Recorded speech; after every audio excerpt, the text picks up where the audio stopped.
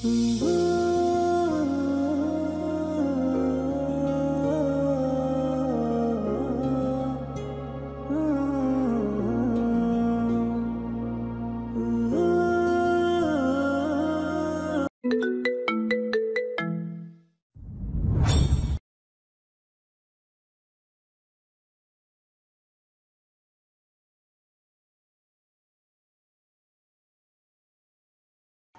মেয়েটা একটু চঞ্চল, ভুলভাল কাজ করে, কিন্তু মনটা অনেক ভালো।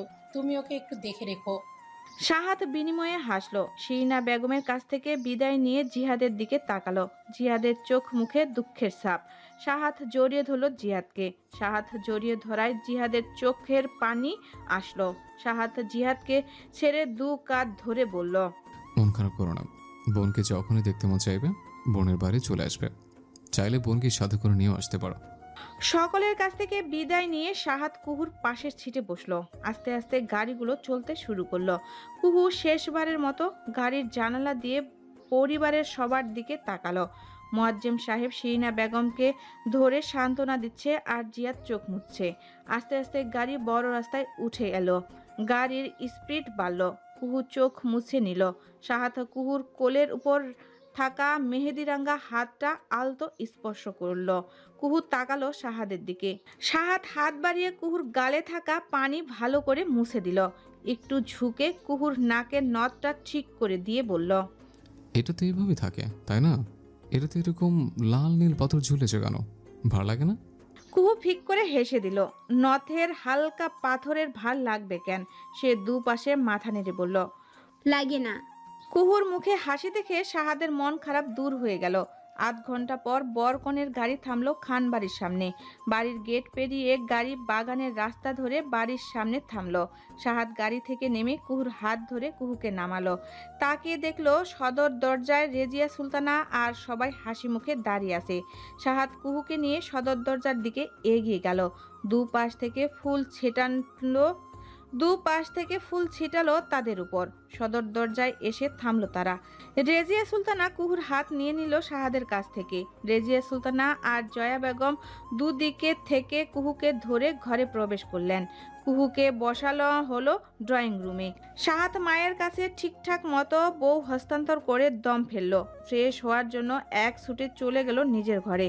কুহুকে বসানো হলো কুলসুম বেগমের পাশে। কুলসুম বেগম কুহুর থুতনি ধরে এদিকে ওদিকে মুখ নাড়িয়ে দেখলেন।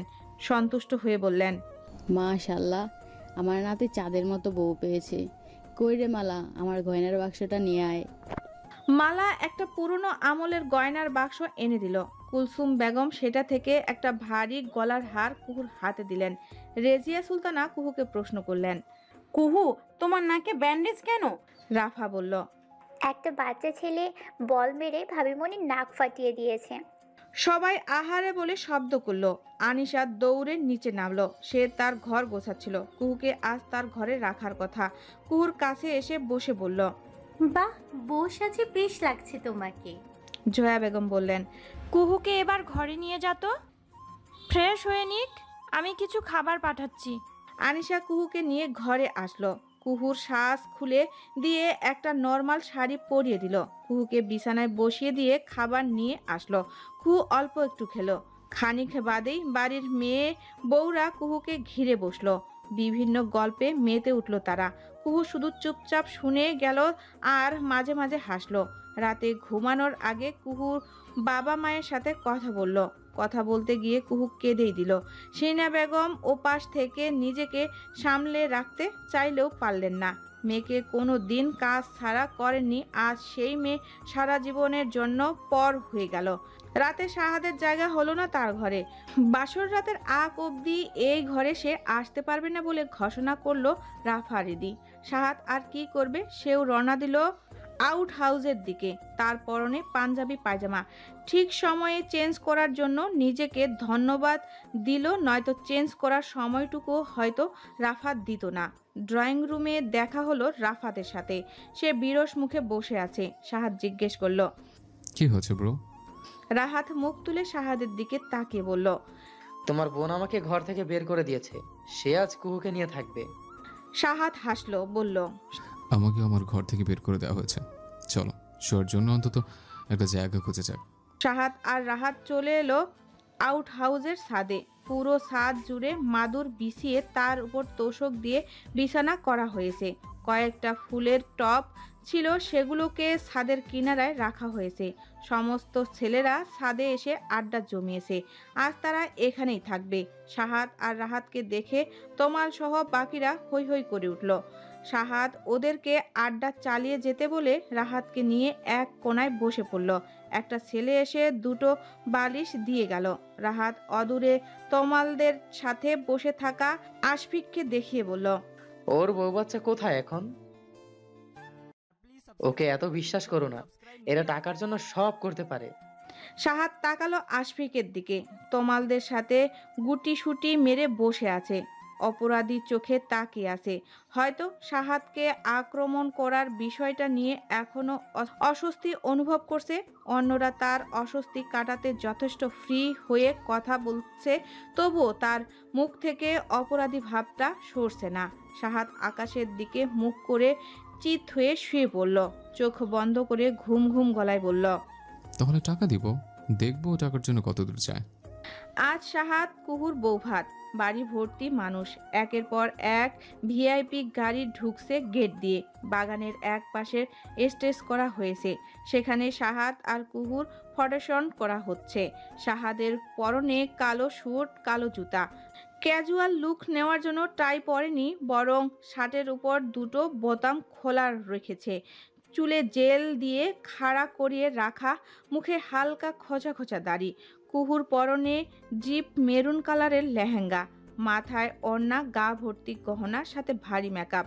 শাহাদ সরাসরি কুহুর দিকে তাকালো। তার এক হাত কুহুর কোমরে, অন্য হাত পেটে। ফটোশনের জন্য পোজ দিয়েছে তারা। শাহাদ মুগ্ধ চোখে তাকালো কুহুর দিকে, হালকা হাসলো। কুহু আর চোখে একবার তাকিয়ে আর তাকালো না। তার লজ্জায় মরিমরি অবস্থা। এখানেই ফটোশন শেষ হলো না। রাফা আরও বিভিন্ন পোজ আবিষ্কার করে দুজনকে দিয়ে ইচ্ছে মতো ছবি তুলালো। এক সময় দুজনকে নিস্তার দেওয়া হলো এই অত্যাচার থেকে। দুজনকে বসানো হলো। কুহুর পরিবারের সবাই আসলো। কুহু আনন্দে আত্মহারা হয়ে গেল বাবা মা ভাইকে দেখে। শাহাদ তাদের সাথে কুশল বিনিময় করে অন্যান্য গেস্টদের সঙ্গ দিতে চলে গেল। খান পরিবারের সবার সাথে কুহুর পরিবারের সাক্ষাৎ হলো। আশফাক খান এসে মোয়াজ্জেম সাহেবকে নিয়ে গেলেন। প্রোগ্রামে আসা সমস্ত ভিআইপি গেস্টদের সাথে পরিচয় করিয়ে দিলেন। পাশাপাশি অন্যান্য গেস্টস আর নিজের আত্মীয়দের সাথেও পরিচয় করালেন। এক সময় অনুষ্ঠান শেষ পর্যায়ে চলে এলো। কুহুর বাবা মা ভাই বিদায় নিল কুহুর কাছ থেকে। কুহুর শক্ত করে তার মাকে জড়িয়ে ধরল। শিরিনা বেগম মেয়েকে বুঝিয়ে দিয়ে বললেন, মন খারাপ করছিস কেন? এখন থেকে এরাই তোর পরিবার, সবার সাথে মিলেমিশে থাকবি কেমন? কুহু মাথা নেড়ে সায় জানালো। কুহুর পরিবার খান বাড়ির সবার কাছ থেকে বিদায় নিয়ে চলে গেল। এবার রাফা, রিদি সহ অন্যান্য মেয়েরা কুহুকে নিয়ে শাহাদের ঘরে আসলো। ঘর দেখে কুহু চমকে গেল। চারিদিকে তাজা ফুলের ছড়াছড়ি। খুব সুন্দর করে সাজানো হয়েছে ঘরটা। ফুলের গন্ধে মোমো করছে। রাফা কুহুকে বিছানায় বসিয়ে দিয়ে কানের কাছে মুখ নিয়ে বলল, তুমি নাকি ভাইয়ার গাড়িতে তোমার লেবু চিপার যন্ত্র ফেলে গিয়েছিলে, আজ কি লেবু চিপবে? ভাইয়াকে কয়েকটা লেবু দিয়ে পাঠাবো নাকি? কুহু থতমত খেয়ে তাকালো। রাফা দুষ্টু হাসলো। তারপর অন্য সব মেয়েদের নিয়ে ঘর ত্যাগ করলো। কুহু হা করে ওর যাওয়ার দিকে তাকিয়ে রইল। কি দুষ্টু মেয়ে! একা রুমে বসে থেকে কুহুর বুকের ভেতরটা ঢিপ ঢিপ করে উঠল। চারিদিকে তাজা ফুলের সুবাস আরও তার অজানা ভয় উস্কে দিচ্ছে। বাইরে মেয়েদের চেঁচামেচি শোনা গেল। তারা টাকা দাবি করছে। টাকা ছাড়া ঘরের দরজা ছাড়বে না। অর্থাৎ শাহাদ এসে গেছে। কুহুর বুকের ভেতরটা ধক করে উঠল। দম বন্ধ করে তাকিয়ে রইল দরজার দিকে। খানিকক্ষণ পরেই দরজা খুলে ঢুকলো শাহাদ। ঢুকে সরাসরি চোখ ফেললো কুহুর দিকে। কুহু তাড়াতাড়ি চোখ সরিয়ে নিল। শাহাদ হাসলো কুহুকে দেখে। কুহুর দিকে চোখ রেখেই গায়ের কালো স্যুটটা খুলে সোফায় রাখলো। শার্টের হাতার দুটো গুটিয়ে কুহুর সামনে একটা লেবু রাখলো। পকেটে হাত গুজে দুষ্টুমি করে বলল, তুমি নাকি লেবু চিপতে চাও? রাফা আমাকে লেবু দিল। কুহু চোখ খিচে বন্ধ করে ফেললো। অন্যদিকে মুখ করে মিনমিন করে বলল, রাফা মজা করে বলেছে, আর ওইটা লেবু চিপার জিনিস না। আমি মিথ্যা বলেছিলাম। আমি জানি। কুহুর চোখ খুলে গেল, শাহাদের দিকে তাকিয়ে জিজ্ঞেস করলো। কিভাবে জানেন? শাহাদ আলমারি খুলে বলল। আব্বু বলেছে, ও আমার ঘরে এসে জিনিসটা পেয়ে আমাকে বলেছে। শাহাদ হাতে করে একটা গোলাপের তোড়া আর একটা গয়নার বক্স নিয়ে এলো। কুহুর সামনে বসে তোড়াটা কুহুর দিকে বাড়িয়ে দিয়ে বলল, এটা তোমার জন্য। শাহাদ যে তুমি করে ডাকছে তা কুহু খেয়াল করেনি। সে হাত বাড়িয়ে ফুলের তোড়াটা নিল। শাহাদ গয়নার বক্সটা খুলে কুহুর দিকে ফিরিয়ে বলল, আমার পছন্দ তেমন ভালো না, তোমার পছন্দ না হলেও এটা পড়ো কেমন। কুহু দেখলো খুব সুন্দর একটা ডায়মন্ড সেট। সে বলল, আমার পছন্দ হয়েছে। শাহাদ খুশি হলো। বক্সটা বন্ধ করে বেড সাইড টেবিলে রেখে দিল। কিছুক্ষণ দুজনেই চুপ থাকলো। শাহাদ গলা পরিষ্কার করে কপাল চুলকে বলল, ছাদে যাবে? কুহু মাথা হেলিয়ে সায় দিল সে যাবে। শাহাদ বলল, এত ভারী গয়নাগুলো খুলে নাও। কুহু উঠে গিয়ে আয়নার সামনে দাঁড়ালো। মাথা থেকে ওড়না সরিয়ে একে একে সব খুললো, কিন্তু বিপত্তি বাঁধলো একটা হার খুলতে গিয়ে। কিছুতেই হারটার প্যাচটা খুলতে পারছে না। শাহাদ এতক্ষণ কুহুকে দেখছিল। সে কুহুর পিছনে দাঁড়িয়ে বলল, আমি খুলে দিই। আচ্ছা। কুহুর অনুভূতি পেয়ে শাহাদ চেষ্টা করলো, কিন্তু পারল না। হাড়টার আংটা খুবই শক্ত। শাহাদ বিরক্তিতে মুখে চ জাতীয় শব্দ উচ্চারণ করলো। যে চেপে গেল তার। সিদ্ধান্ত নিল দাঁত দিয়ে খুলবে। সে হাড়ের শক্ত অংশটায় দাঁত দিয়ে কামড়ে দিল। হঠাৎ উন্মুক্ত ঘাড়ে শাহাদের ভেজা ঠোঁটের স্পর্শ পেয়ে কুহু কেঁপে উঠল। খামচে ধরল লেহেঙ্গার অংশ। শাহাদ দাঁত দিয়ে কামড়ে আংটাটা হালকা করে ফেলল। হাত দিয়ে হাড়টা খুলে নিল কুহুর গলা থেকে। হাড়টা খুলে আয়নার দিকে দেখলো কুহু চোখ বন্ধ করে আছে। কয়েক সেকেন্ডের ব্যবধানে শাহাদ কুহুর অবস্থা বুঝতে পারল। কুহু কারো কোনো সাড়া না পেয়ে চোখ খুলে তাকালো। আয়নায় তাকে স্তব্ধ হয়ে গেল। তার পেছন থেকে শাহাদ মোহনীয় দৃষ্টিতে তাকিয়ে আছে তার দিকে। কুহুর লজ্জায় মাটির নিচে চলে যেতে ইচ্ছে হলো। সে ঝট করে শাহাদের দিকে ফিরে বলল, ছাদে যাব না? শাহাদের ঘোর কাটলো, গাল চুলকালো। তারপর কুহুর হাত ধরে আস্তে আস্তে বের হয়ে আসলো ঘর থেকে। চারিদিকে সতর্ক দৃষ্টি ফেলে এগিয়ে এলো ছাদের সিঁড়ির দিকে। বাড়ির অনেকে এখনো নিচের ড্রয়িং রুমে বসে আড্ডা দিচ্ছে। শাহাদ কুহুকে নিয়ে ধীর পায়ে হেঁটে যেতে লাগলো, কিন্তু বাদ সাধলো কুহুর পায়ের নুপুর। হাঁটার তালে তালে শব্দ করছে। এগুলো খোলা হয়নি। এগুলোর শব্দে কেউ জেনে যেতে পারে ওদের ছাদে যাওয়ার ব্যাপারটা। শাহাদ কোনো উপায় না পেয়ে কুহুকে কোলে তুলে নিল। কুহু চমকে শাহাদের গলা আঁকড়ে ধরল। নাকে ধাক্কা খেলো শাহাদের গায়ের গন্ধ। শাহাদ কুহুকে ছাদে এনে নামিয়ে দিল। হাত ধরে টেনে একটা টেবিলের কাছে এনে চেয়ারে বসালো। নিজে গিয়ে বসলো কুহুর সামনের চেয়ারে। কুহু এখনো ঘোরের মাঝে আছে। তার মস্তিষ্কে শাহাদের গায়ের গন্ধ জেগে বসেছে। শাহাদ কুহুর মনোযোগ পাওয়ার জন্য মুখের সামনে তুড়ি বাঁচালো। কুহুর ঘোর কাটলো। তাকিয়ে দেখলো সামনের টেবিলে মোমবাতি জ্বালানো। টেবিলের উপর বিভিন্ন খাবার, অর্থাৎ শাহাদ তাকে ক্যান্ডেল লাইট ডিনারে নিয়ে এসেছে। শাহাদ একটা গ্লাসে জুস ঢেলে কুহুকে দিল। তারপর নিজের গ্লাসটা নিয়ে কুহুর গ্লাসের সাথে ট্রুং করে শব্দ করলো। তারপর চুমুক দিল গ্লাসে। কুহুর দিকে তাকিয়ে বলল, আমি কখনো প্রেম করিনি, কিন্তু আমার খুব ইচ্ছে ছিল এভাবে একদিন কাউকে নিয়ে ডিনারে বসবো। তাই অধৈর্য হয়ে আজ প্রথম রাতেই তোমায় নিয়ে এলাম। তোমার অসুবিধা হচ্ছে? কুহু হেসে দুপাশে মাথা নাড়ল। তার অসুবিধা হচ্ছে না। শাহাদ এক চুমুকে গ্লাসের সবটা জুস শেষ করে ফেলল। উঠে গিয়ে একটা কোনায় রাখা সাউন্ড সিস্টেম একটা সফট মিউজিক ছেড়ে দিল। কুহুর কাছে এসে হাত মেলে দিল। কুহু বিস্মিত হয়ে হাত রাখলো শাহাদের হাতে। শাহাদ কুহুকে টেনে দাঁড় করালো, নিয়ে আসলো ছাদের মাঝ বরাবর। কুহুর এক হাত নিজের কাঁধে রেখে আরেক হাত নিজের হাতের মুঠোয় নিল, আর নিজের আরেক হাত কুহুর কোমরে রেখে টেনে আনলো কুহুকে নিজের কাছে। সফট মিউজিকের তালে কুহুকে নিয়ে তাল মিলালো। কুহু লজ্জায় মুখ নামিয়ে রাখলো। এক সময় জিজ্ঞেস করলো, এটাও কি আপনার আগে থেকে ইচ্ছা ছিল? শাহাদ হেসে জবাব দিল। হুম। কুহুকে জিজ্ঞেস করলো, তোমার কি কি ইচ্ছা ছিল আমাকে বলো, আমি ফুলফিল করব। কুহু অবনত মুখে বলল, কিচ্ছু না। শাহাদের ভ্রু কুঁচকে গেল। ইচ্ছে কেন থাকবে না? অবশ্যই আছে। কুহু তাকে বলছে না। সে ঘাড় নিচু করে কুহুর দিকে ঝুঁকলো। কুহুর মুখের দিকে আগ্রহ ভরে তাকে জিজ্ঞেস করলো, কিচ্ছু না? কুহু শাহাদের নিঃশ্বাসের স্পর্শ পেয়ে মুখ তুলে তাকালো। মুখোমুখি হলো শাহাদের শান্ত চোখের দৃষ্টি। চেষ্টা করেও সে চোখ সরিয়ে নিতে পারল না। কেমন ঘোরে চলে গেল। অনুভব করলো সাহাদ তার গালে হাত রেখেছে। আরও অনুভব করলো সাহাদের গরম নিঃশ্বাস তার মুখে আরও কাছাকাছি আসছে। সাহাদের গরম নিঃশ্বাস আশ্রে পড়ছে কুহুর চোখ মুখে। কুহু চোখ খিচে বন্ধ করে ফেলল। অনুভব করলো গালে রাখা সাহাদের খসখসে হাতের ছোঁয়া। মস্তিষ্কের ইউরনের ভাজে ভাজে শিহরণ খেলে গেল। হঠাৎ তীব্র শব্দে দুজনেই চমকে উঠল। কুহুর চোখ খুলে গেল। সাহাদের ঘোর কেটে গেল। শব্দের উৎসর দিকে তাকিয়ে দেখলো একটা আগুনের গোলা একিয়ে বেঁকিয়ে আকাশের দিকে উঠছে। আকাশে উঠে শব্দ করে ফেটে চারিদিকে আলোর রোশনাই ছড়িয়ে গেল। চারিদিকে আলোকিত হয়ে গেল। আতশবাজির ফোটানো হচ্ছে। কুহু মুগ্ধ চোখে তাকালো, আনমনে উচ্চারণ করলো, ওয়াও! সাহাদ কুহুর মুখের দিকে তাকালো। কুহু এখনো ওর কাছাকাছি দাঁড়িয়ে আছে। তার এক হাত কুহুর কোমরে। আকাশে ফোটানো আতশবাজির আলো এসে পড়েছে কুহুর মুখে। কুহু উজ্জ্বল চোখে চেয়ে আছে আকাশের পানে, আর সাহাদ ঘোর লাগা দৃষ্টিতে তাকিয়ে আছে কুহুর পানে। আস্তে আস্তে আতশবাজির আলো নিভে গেল। শুধু ছাদে করা লাইটিংয়ের আলো পড়েছে এবার তাদের উপর। কুহু আকাশ থেকে চোখ নামিয়ে সাহাদের দিকে তাকালো।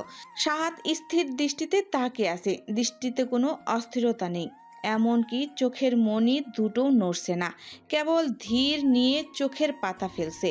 কুহু আস্তে আস্তে শ্বাস ফেলল, যেন একটু শব্দ হলেই এই দৃশ্যের সুতা কেটে যাবে। সে এই দৃশ্য থেকে বের হতে চায় না, পারলে পুরো জীবন এভাবেই কাটিয়ে দিবে, ক্ষতি নেই। আবারও বিকট শব্দ করে আকাশে আতশবাজি ফুটল। দুজনেই এবার নড়ে উঠল। সাহাদ কুহুকে ছেড়ে একটু সরে দাঁড়ালো, হালকা গলা ঝাড়ল। কুহু অস্বস্তি কাটাতে চুলগুলো ঠিক করার ভান করলো। আউট হাউস থেকে ছেলেদের উচ্ছ্বাস ভেসে আসছে। সাহাদ তাকিয়ে দেখলো আউট হাউসের ছাদে দাঁড়িয়ে ছেলেরা হই হুল্লোড় করছে। সাহাদ কুহুর দিকে তাকিয়ে বলল, রুমে যাওয়া যাক, ছেলেরা এখন হই হুল্লোড় করবে, শব্দ হবে অনেক। কুহু মাথা নাড়িয়ে সায় জানালো। সাহাদের পিছু পিছু পা টিপে টিপে ঘরে আসলো। সাহাদ ঘরে ঢুকে ঘরের দরজা লাগিয়ে দিয়ে পকেটে দু হাত গুজে দেওয়ালের সাথে হেলান দিয়ে দাঁড়ালো। শান্ত দৃষ্টিতে কুহুর দিকে তাকালো। কুহু ড্রেসিং টেবিলের সামনে দাঁড়িয়ে হাত থেকে চুড়ি খুলছে। এগুলো খোলা হয়নি আগে। খোলার ফাঁকে একবার আর চোখে সাহাদকে দেখলো। সাহাদকে এভাবে তাকিয়ে থাকতে দেখে বুকের ভেতরে ঢেউ খেলে গেল। কাপা কাপা কণ্ঠে জিজ্ঞেস করলো, এভাবে কি দেখছেন? বউ দেখি, আগে কখনো দেখিনি। কুহুর হাঁসফাঁস লাগলো। লজ্জা মিশ্রিত অস্বস্তিতে মরে যাচ্ছে সে। সাহাদ এগিয়ে এসে দু হাতে কুহুর হাত ধরল। শেষ একটা চুড়ি খুলতে খুলতে বলল, এই প্রথম কাউকে সাজ খুলতে দেখলাম। মেয়েদেরকে সাজ খুললে বোধহয় সবচেয়ে বেশি সুন্দর লাগে। আর কাজ করলে কেমন হয়? তুমি প্রতিদিন এভাবে ভারী গহনা পরে সাজবে, তারপর রাতে আমার সামনে বসে বসে সাজ খুলবে। কুহুর ঠোঁট দুটো ফাঁক হয়ে গেল। সাহাদের দিকে তাকিয়ে দেখলো তার চোখ মুখে কিছুটা দুষ্টুমির আভাস। কুহু সাহাদের হাত থেকে হাত ছাড়িয়ে নিল। একটা নর্মাল শাড়ি নিয়ে ওয়াশরুমে চলে গেল, অর্থাৎ এক প্রকার পালিয়ে গেল। সাহাদ শব্দ করে হাসলো। সে বেশ উপভোগ করছে কুহুকে। কুহু বের হয়ে আসতেই সাহাদও টি শার্ট ট্রাউজার নিয়ে ওয়াশরুমে চলে গেল ফ্রেশ হতে। কিছুক্ষণ পর বের হয়ে দেখলো কুহু বিছানার উপর পা তুলে বসে আছে, হাতের আঙ্গুলে শাড়ির আঁচল পেঁচাচ্ছে। মুখের মেকআপ কিছুটা উঠেছে, কিন্তু সব উঠেনি। কোমর সমান চুলগুলো ছেড়ে দেওয়া, ল্যাপটানো কাজল আর খোলা চুল। কুহুকে দেখে সাহাদ প্রেমে পড়ল। সাহাদ এতক্ষণে খানিকটা নার্ভাস অনুভব করলো। কুহুর পাশের বিছানায় উঠে বসবে ভেবেই কিছুটা ভয় ভয় লাগছে। কুহু তার সম্পর্কে কিভাবে কতটুকু ভাবছে তাও তো সে জানে না। সাহাদ এটা ওটা চিন্তা করে ঘাড়ে হাত বুলালো, তারপর ঠাস করে লাইট অফ করে দিল। লাইট অফ করার সাথে সাথে কুহু চমকে গিয়ে চিৎকার করে উঠল। লাইট অফ করলেন কেন? সাহাদ তড়িৎ বেগে লাইট জ্বালালো। তার চোখ মুখে বিচলিত ভাব স্পষ্ট। জিজ্ঞেস করলো, লাইট জ্বালিয়ে ঘুমাবে? কুহু ইতিউতি তাকালো। সে তো ইচ্ছে করে এভাবে চিৎকার দেয়নি, আচমকা চমকে গিয়ে চিৎকার করেছে। সাহাদ কুহুর অস্বস্তি টের পেয়ে বলল, বেডসেট ল্যাম্প জ্বালিয়ে রাখলে চলবে? কুহু তার পাশের টেবিলের ল্যাম্পটা জ্বালিয়ে দিল। সাহাত ঘরের লাইট অফ করে দিল। টেবিল ল্যাম্পের মৃদু আলোয় ফুল সজ্জিত ঘরটা এক অন্যরকম আবহাওয়া সৃষ্টি করলো। সাহাত বিছানায় নিজের জায়গায় গিয়ে বসলো। কিছুক্ষণ চুপ থেকে জিজ্ঞেস করলো, নাকের ব্যথা কমেছে? কুহু নাকে হাত রাখলো। গত রাতে সে ব্যান্ডেজ খুলে ফেলেছিল। চামড়া উঠে যাওয়া জায়গাটা প্রায় অনেকখানি শুকিয়ে যাওয়ায় আজ আর ব্যান্ডেজ লাগায়নি। সে বলল, কমেছে? আপনার কপালের ক্ষতটা ভালো হয়েছে? সাহাদের কপালের ক্ষতটা এখন ছোট করে ব্যান্ডেজ করা। সে উত্তর দিল। আর 1-2 দিনে সেরে যাবে। সাহাদ কুহুকে ভালো করে লক্ষ্য করলো। এক পায়ের আঙ্গুল দিয়ে আরেক পা ঘষছে। হাত দুটো উদাসী নড়াচড়া করছে।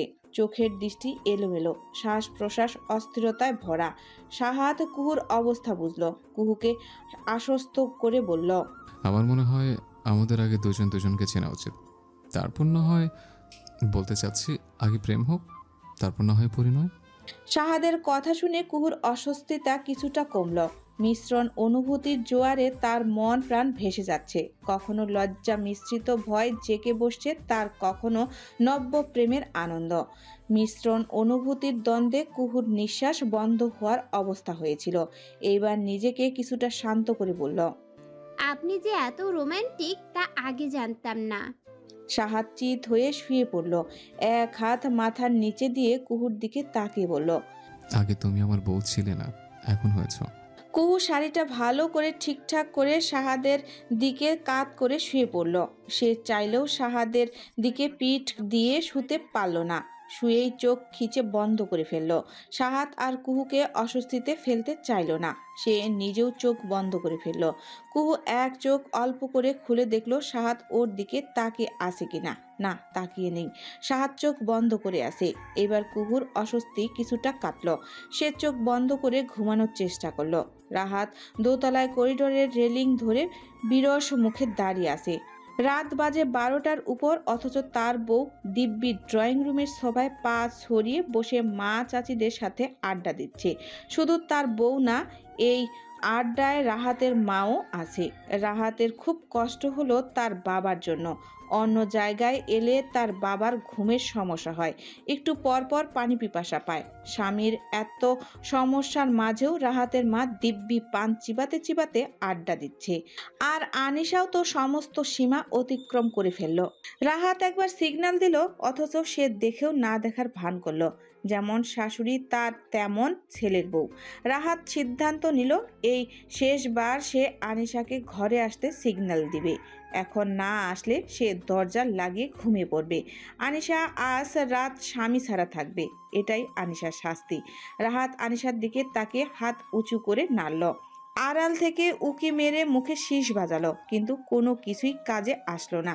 এবার রাহাত 2 হাত উপরে তুলে নাড়ালো, চাপা স্বরে ফিসফিস করে অনি, অনি বলে ডাকলো। রাহাতের হাত নাড়ানো মালার চোখে পড়ল। সে আনিশাকে ডেকে বলল, বড় আপা দেখেন, দুলাভাই 2 হাত উপরে তুলা কি করতেছে। তারপর গলা ছেড়ে ডাকলো, ও দুলাভাই, আপনি কি নাচতেছেন নাকি?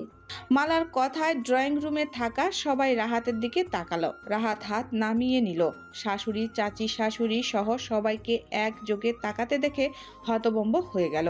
আনিশার দিকে তাকিয়ে দেখলো আনিশা এমন এক দৃষ্টিতে তাকিয়ে আছে যে দৃষ্টির অর্থ একটু দেরি সহ্য হয় না।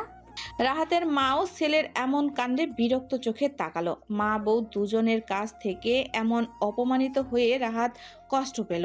সে সবার দিকে তাকিয়ে জোর করে হাসলো, তারপর তাড়াতাড়ি করে ঘরে ঢুকে পড়ল। ঘরে ঢুকে বিছানায় থম মেরে বসে রইল।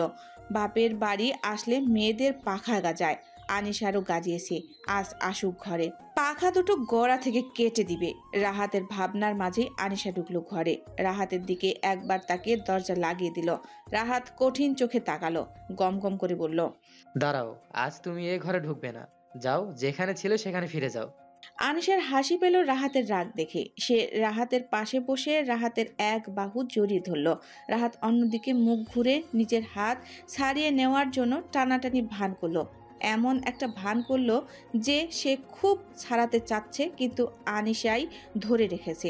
আনিশা রাহাতের বাহুতে থুতনি ঠেকিয়ে আদুরি গলায় বলল, বলছিলাম কি, অনেক দিন শাড়ি পরি না, মা আমাকে একটা কালো রঙের শাড়ি দিয়েছে, কিন্তু শাড়িটা পরবো না, রেখে দিব, কারণ শাড়িটা অনেক পাতলা, পেট দেখা যায়। রাহাত ঝট করে আনিশার দিকে ফিরল। তার চোখ জল করছে, বলল। তাই নাকি? একটু পরে আসো, দেখি কেমন পাতলা। আনিশা দুঃখী ভাব করে বলল।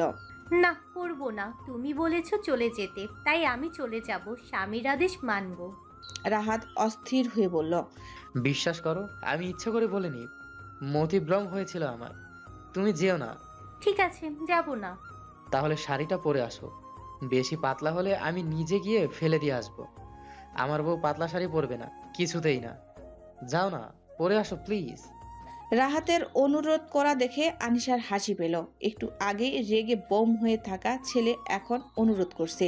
আনিশা উঠে গিয়ে আলমারি থেকে কালো জামদানি শাড়িটা নিয়ে ওয়াশরুমে চলে গেল। হিসাম বাড়ির ছাদে বসে আছে, তার সামনের চেয়ারে নাইমুল পায়ের উপর পা তুলে সিগারেট ফুঁকছে। তার পাশে মিজান দাঁড়িয়ে আছে। হিসাম নিজের হাতের সিগারেটটা স্ট্রেতে রেখে বলল। সাদ খানের বিয়ে হয়ে বাসর হয়ে যাচ্ছে, তাও কিছু করতে পারলো না। তোমার কাজ মিস হয় না বলেই কাজটা দিয়েছিলাম, অথচ ফলাফল কি পেলাম? তোমার নিজের লোকই এখন সাদ খানের জিম্মায়। সাদ খান এমনি ওকে আটকে রাখেনি, ওর কাছ থেকে সমস্ত ইনফরমেশন বের করবে। নাইমুল ডোন্ট কেয়ার ভাব নিয়ে বলল। করুক, তারপর ওই ইনফরমেশন দিয়ে বউ নিয়ে মুড়ি মাখিয়ে খেয়ে ফেলো। আমার পক্ষ থেকে এটা ওই বিয়ের গিফট। এমন খামখেয়ালি কথাবার্তায় হিসাম রেগে গেল। চোয়াল শক্ত করে বলল। মস্কার করো আমার সাথে? না, মস্কার সময় নেই। আসিফ কাজটা করতে পারেনি নাকি ইচ্ছে করে করেনি তা আমি শিওর না। ইচ্ছে করে করুক আর অনিচ্ছায় করুক, ওকে ওর বউ বাচ্চা সহ মরতে হবে চিরকাল। তো আর সাদ খান তাকে নিজের জিম্মায় রাখবে না। আর বাকি থাকলো সাদ খানের কথা। আমি যেহেতু দায়িত্ব নিচ্ছি, আমি দায়িত্ব পালন করবো। তবে আবার কি? সাদ খানের সাথে খেলাটা জমবে ভালো। একেবারে মেরে ফেললে মজা পাবো না। নতুন বিয়ে করেছেন, বউ পেয়েছেন, একটু খেলি ওর সাথে, ওর খেলার স্টাইলটা একটু দেখি। যা খুশি করো, কিন্তু নির্বাচনের আগে কাজ হওয়া চাই। নাইমুল কাজ ঝাঁকিয়ে বলল। হয়ে যাবে, আপনি বললে বউ সহ মেরে দেবো। এই যে শুনছেন, উঠুন। শাহাদের ঘুম ভাঙলো একটা মিষ্টি কণ্ঠ শুনে। সাথে নাকে এসে ধাক্কা দিল একটা মিষ্টি গন্ধ। ভ্রু কুঁচকে আধ খোলা চোখে তাকালো। সামনে দাঁড়ানো একটা নারী মূর্তি দেখতে পেল। শাহাদ চোখ বন্ধ করে ফেলল। কিছুক্ষণ বন্ধ রেখে এবার পুরোপুরি চোখ খুলে তাকালো। চোখে ভাসলো সিঁদুরে লাল জামদানিতে কুহুর প্রতিচ্ছবি। কুহুর চুলগুলো ভেজা, কিছু চুল দু কাঁধের কাছে এসে পড়ে আছে। কপালে আর কানের পাশ দিয়ে ছোট ছোট চুলগুলো শান্ত হয়ে বসে আছে। এগুলো বোধহয় শুকিয়ে গেছে। গলায় লম্বা একটা সোনার হার, কানে ছোট সাইজের দুল, আর হাতে সোনার বালা। মেকআপহীন মুখ। এরকম স্নিগ্ধ রূপে কুহুকে দেখে শাহাদ অভিভূত হয়ে তাকিয়ে রইল। এত সুন্দর স্নিগ্ধতা এই মেয়েটা মেকআপের আড়ালে ঢেকে রাখে কেন? কুহু আবার ডাকলো। শুনছেন, উঠবেন না? এমন ডাকে শাহাদের ঘোর কাটবে তো দূর, বরং বাড়ল। এমন সুন্দর সকালেই তো প্রতিটা পুরুষ চায়। শাহাদের ইচ্ছে হলো হাত ধরে টেনে কুহুকে পাশে বসিয়ে দিতে, কিন্তু নিজের ইচ্ছে সংবরণ করলো। আগে প্রেম হবে, তারপর পরিণয়। শাহাদ বিছানা থেকে নামলো, কুহুর দিকে পূর্ণ দৃষ্টিতে তাকিয়ে বলল। কখন উঠেছ? অনেকক্ষণ আগে। ডাকলে না কেন? ভাবলাম ঘুমাচ্ছেন, তাই ডিস্টার্ব না করি। এতক্ষণ একা একা কি করলে? নিচে ছিলাম মা, চাচি আর দাদি জানের সাথে। শাহাদ বিস্মিত হলো। এরই মধ্যে এই মেয়ে আবার সবার সাথে মিশে গেছে। শাহাদ আলমারি থেকে একটা কালো হাফ হাতা গেঞ্জি বের করে বলল। কি করছিলে নিচে? রান্না দেখছিলাম। শাহাদ আবারও বিস্মিত হলো। গেঞ্জি হাতে নিয়ে কুহুর দিকে তাকালো। কুহু চুলগুলো হালকা ঝাড়ছে। শাহাদের বলতে ইচ্ছে হলো, কিন্তু বলল না। গেঞ্জি হাতে ওয়াশরুমে চলে গেল। শাহাদ ওয়াশরুম যেতেই কুহু দ্রুত বিছানার চাদর তুলে নতুন একটা চাদর পাতল, বালিশ ঠিকঠাক করলো। অনেক ফুল ঝরে পড়ে গিয়েছিল, এইগুলো ঝাড়ু দেওয়ার জন্য মালাকে ডেকে একটা ঝাড়ু নিয়ে আসলো। কুলসুম বেগমের কড়া নির্দেশ, নবদম্পতিদের ঘরে কাজের লোকের প্রবেশ নিষেধ। তাদের ঘর তাদেরকেই পরিষ্কার করতে হবে। তাই কুহু কোমরে আঁচল গুজে কাজে লেগে পড়ল। শাহাদ ওয়াশরুম থেকে চেঞ্জ করে বের হয়ে কুহুকে ঝাড়ু দিতে দেখে বলল। তুমি এসব কেন করছো? কুহু শাহাদের আসার আভাস পেয়ে শটান দাঁড়িয়ে গেল। ঝাড়ু হাতে শাহাদের সামনে অস্বস্তি হচ্ছে তার। এদিকে ওদিকে তাকিয়ে বলল, নিজের ঘর নিজেকেই পরিষ্কার করতে হবে, দাদিজানের আদেশ। শাহাদ আশপাশ তাকালো। এত ফুল, এসব নিজেদেরকে পরিষ্কার করতে হবে। কুহুর দিকে তাকিয়ে বলল, আমি হেল্প করছি। না না, বেশি কাজ নেই, আমি পারবো। শুধু ঘরটাই ঝাড় দেব, বাকি সব পরে করব। Are you sure? হুম। সাদ বিস্মিত হয়ে ঘর ত্যাগ করলো। কুহু যে এত তাড়াতাড়ি সাংসারিক হবে তা সে ভাবেনি। সে ভেবেছিল চঞ্চল কুহুকে সাংসারিক করতে কিছুটা বেগ পেতে হবে। কুহু পুরো ঘর ঝাড় দিয়ে সবগুলো ময়লার ঝুড়িতে ফেলে তা ঘরের বাইরে রেখে দিল। মালা এসে নিয়ে যাবে এসব। ঘরে থাকা বাকি ফুলগুলো পরেও খোলা যাবে। এক পাশে ড্রেসিং টেবিলের টুলের উপর থাকা লেহেঙ্গাটা নিয়ে কোনো মতো দোলা পাকিয়ে আলমারির নিচের ড্রয়ারে রেখে দিল। এখন এত ভাঁজ করার সময় নেই তার। তারপর আঁচল ছেড়ে দিয়ে মাথায় ঘোমটা টেনে দিল। ঘর থেকে বের হওয়ার সময় আয়নায় নিজেকে দেখলো। একটু পাউডার দিয়ে নিল মুখে, তারপর নিচে নেমে এলো। নিচে এসে সোজা কিচেনে গেল। জয়া বেগম কুহুকে দেখে হেসে বললেন,